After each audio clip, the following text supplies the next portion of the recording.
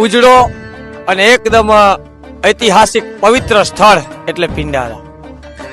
હવે વાત કરીએ અહીંના ઇતિહાસની તો પિંડારાનું પ્રાચીન મૂળ નામ દેવપુરી હતું. લોકકથા મુજબ અહીં મહર્ષિ અગસ્ત્ય અને દુર્વાસા ઋષિના આશ્રમ આવેલા હતા.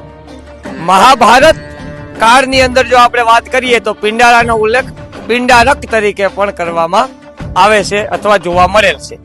દેવપુરીમાં મહાભારત કાળ દરમિયાન પિંડારક નામના એક નાગવંશી રાજા થયા, જેના નામ પરથી પિંડારક ક્ષેત્ર તરીકે આજે પણ મહાભારતમાં તેનો ઉલ્લેખ જોવા મળે છે.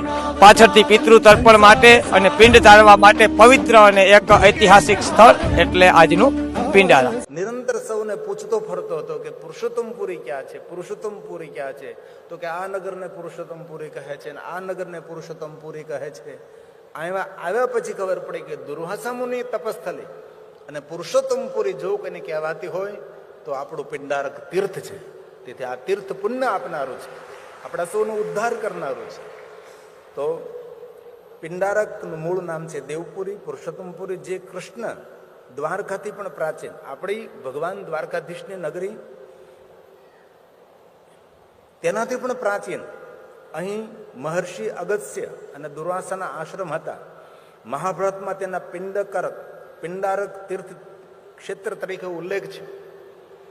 તત્ર પિંડારક નામ તપસા ચરિત્રમ શુભમ ઉજજયંતી શિખરમ સિદ્ધિ કરો મહાન.